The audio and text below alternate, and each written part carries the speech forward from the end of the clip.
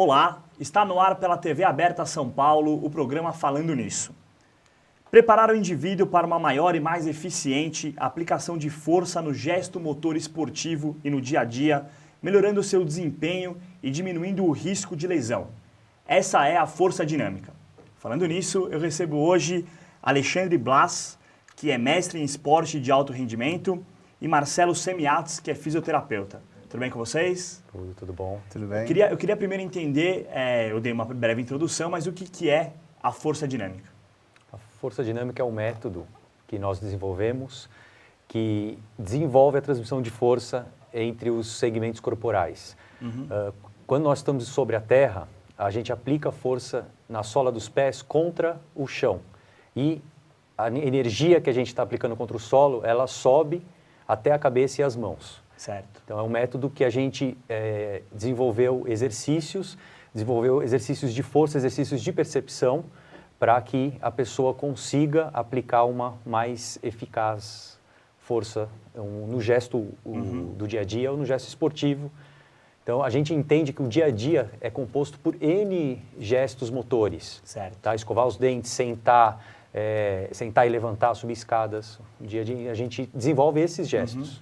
Queria que vocês explicassem como que vocês começaram a trabalhar junto. Cada um tem aí a sua carreira em paralelo e juntaram para fazer a força dinâmica. Como começou esse processo? Tá. Esse processo começou a partir da minha insatisfação com os trabalhos posturais que trabalhavam com o indivíduo parado, em estática. Eu comecei a pesquisar o movimento para saber de que maneira que o movimento tinha interferência nos padrões posturais, tá, ok? E eu fui trabalhar com atletas de alto rendimento e atletas amadores também, para poder ver, a partir do momento do gesto repetitivo, de que maneira que aquela incidência de repetição tinha interferência na postura. E aí eu comecei a observar que realmente, né, dependendo do tipo de movimento, você tinha uma maneira com que o corpo se comportava e uma forma resultante dessa formação do corpo. A partir daí, eu comecei a sofrer a interferência de um trabalho que é conhecido no meio da fisioterapia, que é de uma fisioterapeuta francesa, chamada Bézier, tá? Que ela trabalha com a ideia de coordenação motora. Eu tentei aplicar a ideia dela de coordenação motora nesse trabalho com os atletas e eu senti alguma dificuldade, porque algumas coisas não se adaptavam. Foi aí que eu percebi que a questão não estava na coordenação motora, mas estava na transmissão de força, nas aplicações de força do corpo, ok? Ou seja, a partir do momento em que o corpo executa uma ação de força, ele sofre uma adaptação para isso. E essa adaptação, ela é a resultante que vai determinar a forma do corpo. Certo. Tá? E dependendo de como você repete o movimento e tem uma qualidade de aplicação de força, o seu corpo vai sofrer essa adaptação, tá, ok? A questão está relacionada com aprendizado, tá? A partir do momento em que você tem a repetição, você desenvolve um aprendizado. As sessões de fisioterapia, do jeito que a gente fazia, com uma sessão por semana, me gerava um pouco de angústia com essa questão do aprendizado, porque você deixava a pessoa incidindo 1 hora sobre um modelo que não se aplicava com a marcha, não se aplicava com o gesto do dia a dia e queria que aquilo transformasse a postura do indivíduo. Você até tinha algumas transformações, mas que não se mantinham no tempo, tá? Então, a partir dessa observação, eu comecei a interferir nos gestos dos corredores e comecei a observar a diminuição da incidência de lesões e, ao mesmo tempo, melhora na performance. Certo. Tá? E foi aí que eu encontrei o Alexandre voltando do mestrado dele em esporte de alto rendimento de Portugal. E aí acho que... E a minha questão que me levou, vamos dizer, a fisioterapia, a me aproximar de fisioterapeuta, e isso já aconteceu em Portugal.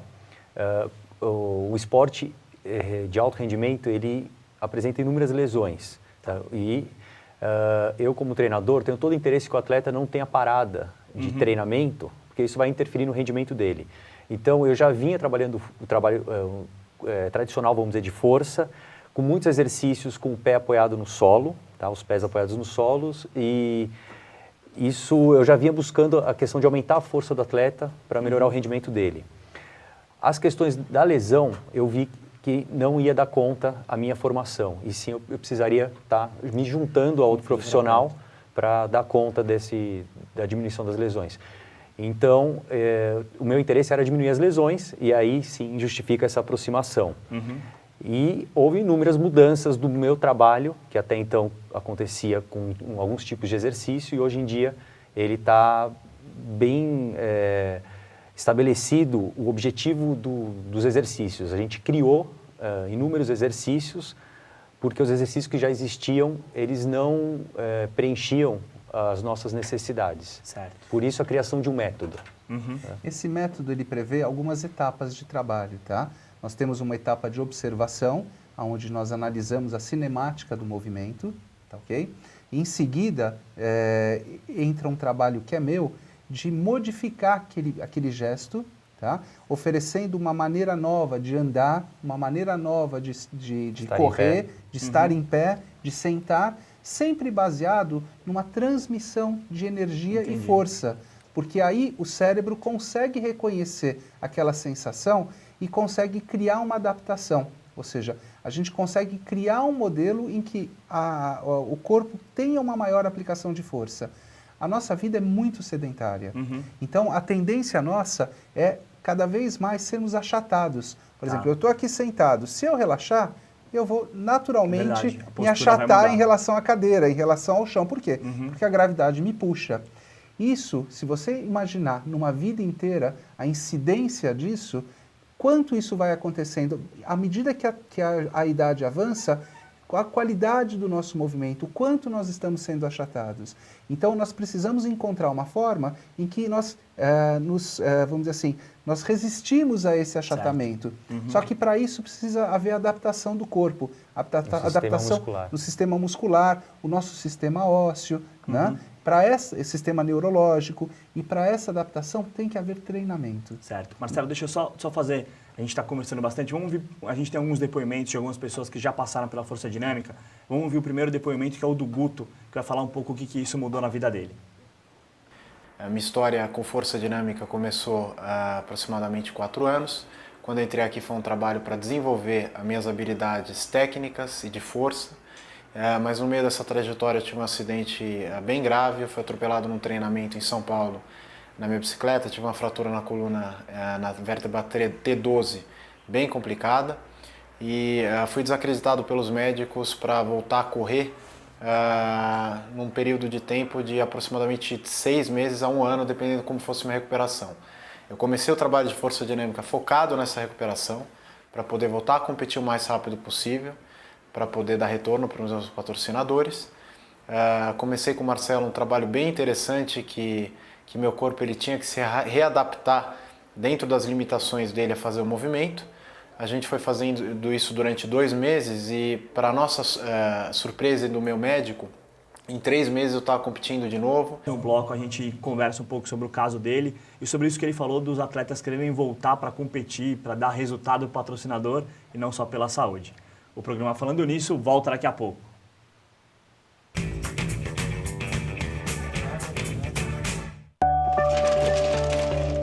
Há quanto tempo será que estamos aqui? Faz tanto tempo. Queria ir pra Unibis. Shhh! Tá vindo alguém aí? Ai, meu olho! Ai, meu pé! Brinquedos foram feitos para brincar, não para guardar. Doe seus brinquedos usados. Bazar Unibis, fazendo crianças mais felizes. Estamos de volta com o programa Falando Nisso, recebendo hoje Alexandre Blas e Marcelo Semiatz, falando aí sobre a força dinâmica. No primeiro bloco a gente encerrou ouvindo o depoimento do Guto, que fez a força dinâmica e tinha o objetivo de voltar a competir, para mostrar resultados para os patrocinadores. Quando um atleta chega até vocês buscando tratamento, qual que é o objetivo de vocês, Alexandre e Marcelo? Que ele volte a dar o resultado ou que ele volte a poder praticar o exercício com postura, com saúde, com tranquilidade? Nós temos que ver assim, como que aquele corpo desempenha a função, para poder equilibrar. Não basta só você reabilitar e fazer ele voltar para a função, porque ele vai voltar a se machucar se aquela incidência de repetição tiver muito, vamos dizer assim, se o gesto estiver muito determinado, tiver de uma maneira que a gente já percebe que aquilo vai voltar a acontecer. Ou mesmo que ele já traga a história de que aquela lesão é repetitiva. Então a gente tem que estudar o gesto para tentar encontrar uma solução para aquele atleta. Então, a partir desse momento, nós buscamos fazer um trabalho de reeducação do gesto esportivo, tá? Além de tratar a lesão dele, ou seja, fazer todo o tratamento normal de fisioterapia, buscando melhorar aquela transmissão de força articular, tá? Ou o músculo que está machucado, tentando reabilitar aquele músculo. A partir daí, ele volta a fazer o trabalho dentro dos princípios que a gente determina. Isso leva um tempo, porque num primeiro momento, como nós estamos reeducando um músculo de maneira diferente do que ele vinha fazendo, nós vamos colocar músculos que estavam não condicionados para trabalhar junto. E às vezes ele está fazendo a força baseado num músculo que não está adaptado para aquela função. Então a gente vai buscar aquele músculo mais adaptado para que ele execute da melhor maneira possível. E aí ele precisa sofrer uma adaptação, e isso leva tempo. Então, no primeiro momento, a performance dele tende a cair, para depois aumentar o desempenho dele. Certo. Tá? Mas não é prolongado o tratamento. Então, a gente busca melhorar a saúde, a condição dele de poder treinar bem e, consequentemente, está melhorando o rendimento e dar o retorno que os patrocinadores esperam. Tá bom. A gente tem mais um depoimento de uma maratonista, que é a Conceição Oliveira. Vamos ver o que ela tem para falar. Trabalho com o Dr. Marcelo em 2005, foi onde eu comecei, na verdade, a minha carreira de maratonista, que foi as primeiras maratonas que eu corri, da qual eu vim sentir um encurtamento na musculatura da coxa, na posterior, e através do meu técnico Luiz Fernando, que conhecia o Dr. Marcelo, me indicou, vim fazer o tratamento, e desde então ele estava fazendo já estava começando com o trabalho de força dinâmica. E eu digo que sou privilegiada, porque eu fui a primeira a começar o trabalho com ele aqui. A gente está falando com uma maratonista, deu depoimento, como que a força dinâmica praticamente pode melhorar aí na corrida? Como melhorar aí no exercício de um corredor, de um maratonista? A gente pode melhorar em vários aspectos. O trabalho de força, ele é dividido, os exercícios, com músculos que são propulsores na corrida, com músculos que são sustentadores do tronco, né? E aí é uma criação de exercícios. Os exercícios, eles vão interferir nos músculos, nas células musculares, que têm uma capacidade prolongada de trabalho, que são chamadas as músculos de resistência. Tá. Então, a gente consegue melhorar a sustentação e aplicação de força ao longo do tempo. Então, tende que numa prova longa, a velocidade média do atleta seja maior, ele não tenha quedas dessa velocidade, né? Porque a fibra está mais bem condicionada. E o trabalho de força, junto com o treinamento específico da modalidade, são fundamentais para a mudança química da célula muscular.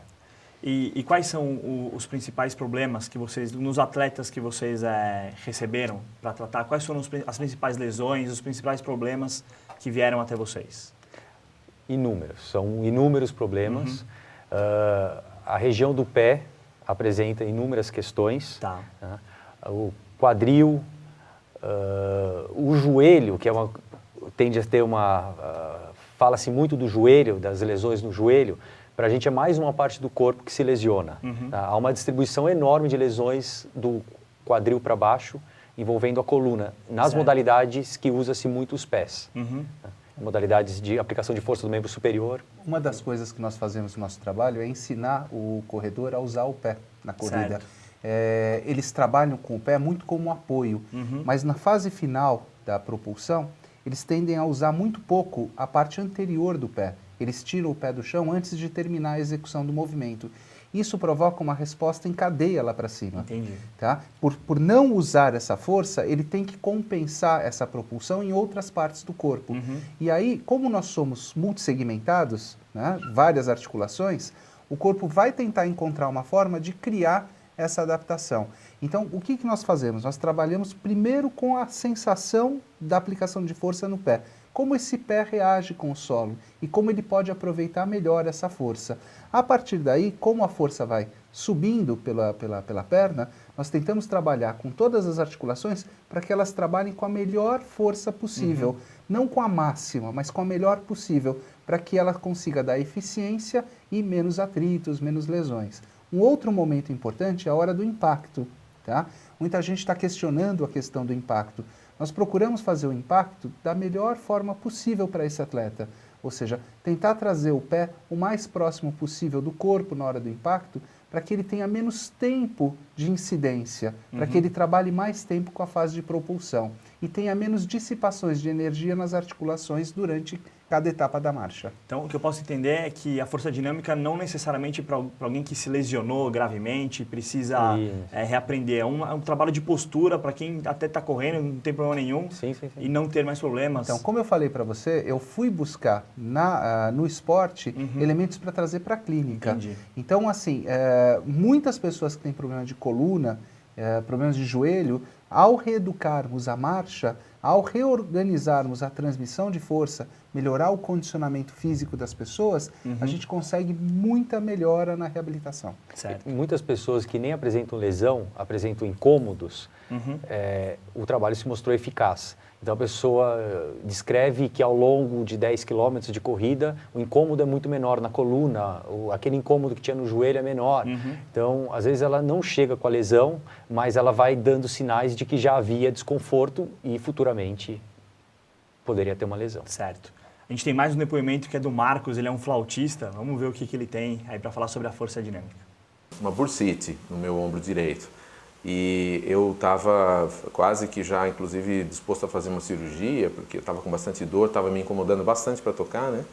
E aí o Marcelo falou, não, vamos achar uma solução para você, porque tem a ver com a sua postura, eu acho que corrigindo isso aí a gente vai melhorar. Então esse trabalho foi muito importante, minha coluna melhorou muito, essa parte de coluna, eu praticamente não sinto mais dor. Certo.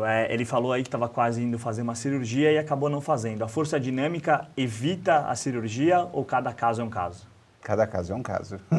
Em muitos casos conseguimos evitar a cirurgia, sempre com o apoio de um médico por trás. Certo. Tá? É muito importante que tenha um bom diagnóstico para que a gente possa trabalhar com eficiência. Tá? No caso dele, ele tinha uma lesão no ombro e também costuma ter problemas na lombar. Tá? Como ele é flautista, a ideia é trabalhar com a mesma ideia de um atleta de alta performance, porque é um treinamento com um gesto repetitivo com muitas horas de incidência. Entendi. Então, o movimento que ele tinha com o braço, repetindo um gesto, com o ombro mal posicionado, foi causando uma lesão no ombro desse flautista, tá, do Marcos. E a partir do momento em que nós modificamos essa posição do ombro e buscamos uma forma melhor para ele trabalhar no dia a dia, na orquestra, a gente conseguiu evitar aquele atrito que estava acontecendo naquele ombro. Tá? Agora, para corrigir o ombro, a gente tem que trabalhar todo o posicionamento dele durante a execução da música, a execução do instrumento. Porque não basta você corrigir o posicionamento. A hora que ele está tocando, ele está transferindo uma força que vem lá do chão para o instrumento. Tá certo. E aí o treinamento de força é necessário para que ele tenha um padrão modificado. Ele precisa passar por muitas repetições para que haja uma absorção de um novo padrão. Legal. E dentro disso, nós temos que criar alguns exercícios novos pensando no gesto repetitivo dele. Para que ele, por exemplo, ao mudar um gesto, ele está desadaptado para aquele gesto novo, ou para aquela postura nova, aquela posição em que ele vai tocar. Então a gente tem que criar uma maneira desse corpo se adaptar a essa nova situação. Certo. Eu vou fazer mais uma pausa no nosso bate-papo. Daqui a pouco a gente volta e aí vão ter perguntas do público, fazendo perguntas aí para o Alexandre e para o Marcelo. O programa Falando Nisso volta daqui a pouco.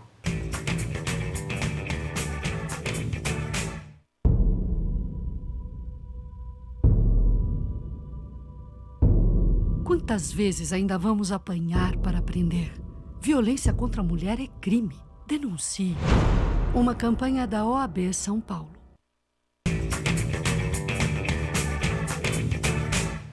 Estamos de volta com o programa Falando Nisso, recebendo hoje Alexandre Blas e Marcelo Semiatz. A gente tem perguntas aí de algumas pessoas do público e de pessoas que são importantes também aí para a trajetória da força dinâmica. A primeira pergunta é da Maria Emília. Vamos conferir. Então, uma questão que me estimula bastante, viu, Marcelo, Alexandre, que eu gostaria que vocês pensassem com bastante carinho, é como fazer esse trabalho, que é riquíssimo e precioso para um atendimento individual, a gente conseguir levar isso para um trabalho em grupo. Quer dizer, eu lá com os meus alunos poder afinar o meu trabalho, afinar o trabalho de movimento, de força, não individual, mas em grupo. Eu sei que essa é uma grande questão, transformar-se em tantos detalhes, em caixas, que depende, né, da singularidade da biomecânica de cada um, mas eu gostaria que vocês pensassem na possibilidade da gente levar esse trabalho também para um trabalho em grupo. Okay. É um desafio. A formação de pessoas, esse conhecimento, ele tem que ser transmitido e, tomando posse do conhecimento, é possível ter uma boa orientação. O que se estuda precisa ter uma formação específica com a gente, com nós, para haver uma capacidade de orientação melhor. O trabalho ele é muito realmente cheio de detalhes. Então, a gente tem um grupo de atletas, tá, que são 6 atletas, e o trabalho é enorme. Não é porque eles estão no alto rendimento que os ajustes são menores. Tá? Então, a participação do professor é muito intensa e a exigência é grande com a orientação. A cultura, normalmente, nas academias, os personal trainers gostam de conversar muito com os praticantes e tem pouca interferência na execução dos gestos.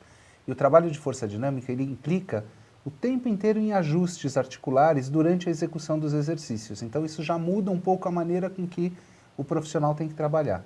Então, nós estamos trabalhando desta forma, ou seja, cada atleta ou cada aluno de ginástica tem a sua série de exercícios, que tem que ser aprendida de forma individual, para depois, ele sabendo da execução do exercício, ela possa ser repetida com um ou 2 professores, com um grupo executando, cada um fazendo a sua série, e que a gente possa percorrer esse ambiente fazendo as correções. Nós adaptamos a aula em grupo, ela não é conduzida como um modelo professor. Então, muitas vezes o professor executa um gesto e os alunos repetem esse gesto. É uma aula com a atenção distribuída, mas os programas são individuais. Não é uma aula igual para todos. Certo. Uma das coisas que mudou muito nos corredores e nos praticantes de exercício é que a corrida ou a caminhada, ela tem que ser feita com atenção.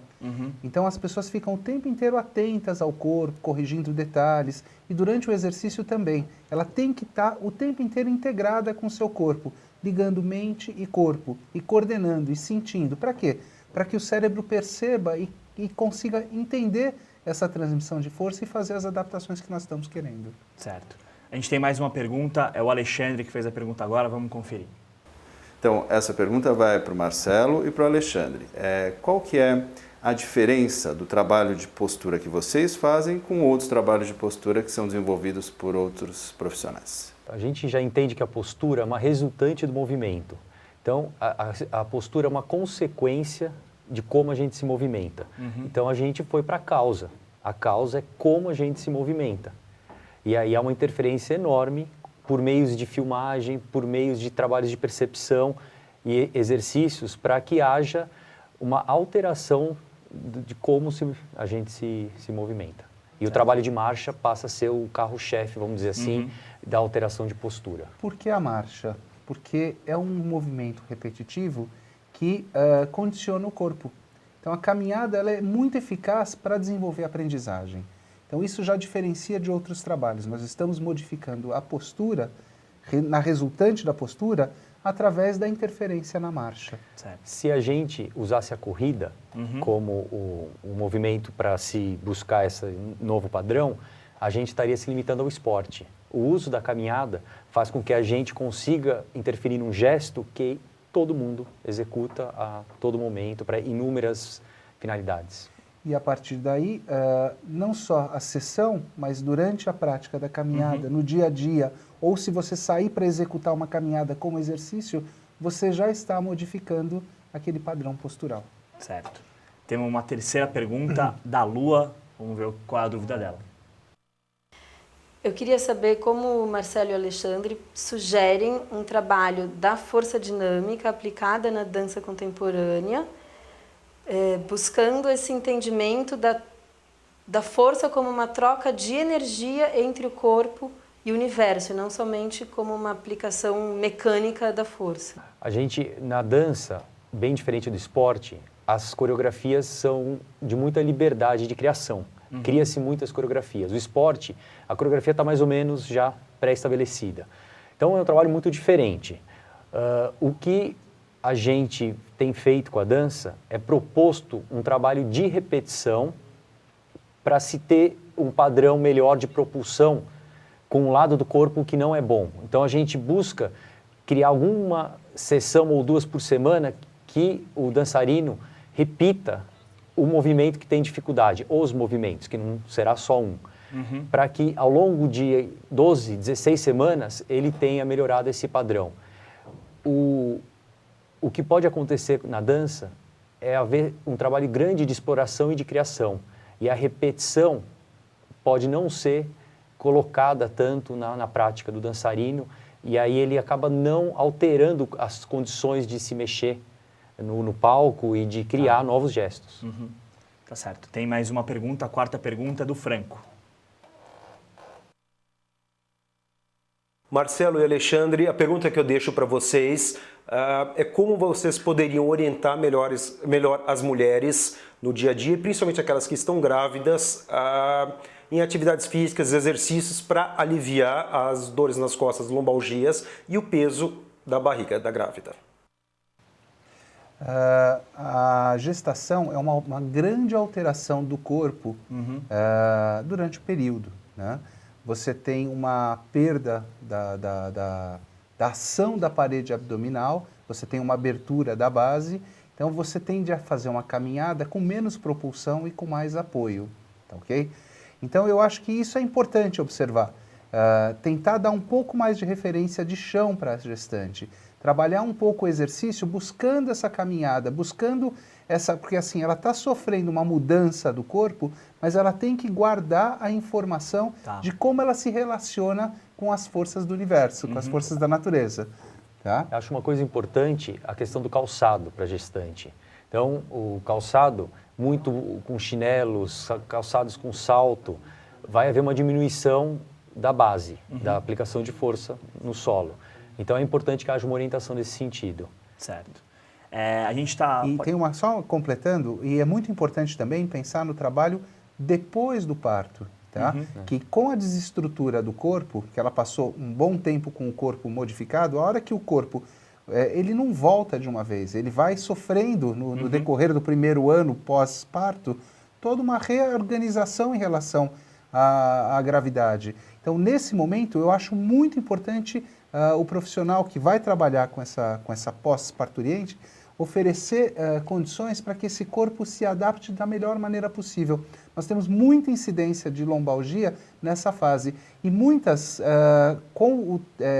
gestantes hoje, com a grande incidência de cesariana, por fazerem cirurgia abdominal, perdem a sensibilidade da parede abdominal. Então, mais uma razão para que nós trabalhemos bastante. Certo. A gente está quase chegando no final do programa, mas eu deixei um depoimento para o final da maratonista Marisete, aí, que é grande conhecida de todo mundo. Vamos ver o que a Marisete tem para falar. Não, eu só quero agradecer às pessoas que, graças a Deus, encontrei no meu caminho, que me deram suporte e me dão para me poder mudar em todos os sentidos, da minha postura, do meu tratamento e graças a Deus, essa lesão praticamente ela não existe mais. Certo, legal. Como eu disse, a gente está quase terminando falando nisso. Queria que vocês deixassem aí cada uma mensagem final e também o contato de vocês para quem quiser continuar falando nisso com Alexandre Blas e Marcelo Semiates. Eu posso deixar que assim, as dores, a gente pode se livrar de dor, a gente pode ter um contato maior com o corpo e o exercício é o meio de se estar em contato com o corpo. Temos que ter só mais atenção na própria prática do movimento e isso tem que ser sensibilizado e aprendido. Isso não vai ser desenvolvido sozinho. É importante que haja um acompanhamento para que a percepção seja enriquecida. Certo. Os contatos? Os contatos, então, a gente tem um consultório na rua Professor Rubião Meira, 79, e temos um site que é o www.forcadinamica.com.br. Tá certo. certo? Marcelo? Eu acho que o Alexandre disse bem, né?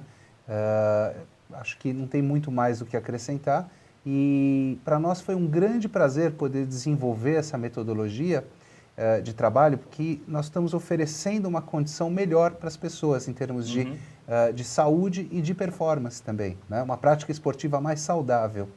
E quando nós também oferecemos o nosso curso, e quando as pessoas trazem o feedback, olha, aquela informação que vocês deram para a gente ajudou muita gente, né? A gente pode oferecer uma opção de tratamento que a gente não tinha como oferecer antes. Para nós isso é um grande prazer, porque a gente vê que a transmissão ela continua e que você vai ajudar pessoas à distância, não através de você, mas através do outro. Isso para nós é um grande prazer. Tá certo, Alexandre, Marcelo, agradeço a presença de vocês, explicarem um pouco mais da força dinâmica. O programa Falando Nisso vai ficando por aqui. A gente volta na semana que vem. Até lá.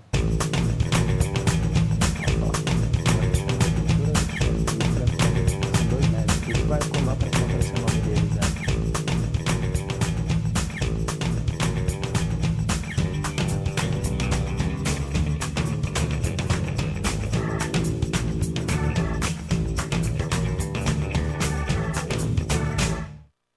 Mais uma realização da TV Interação.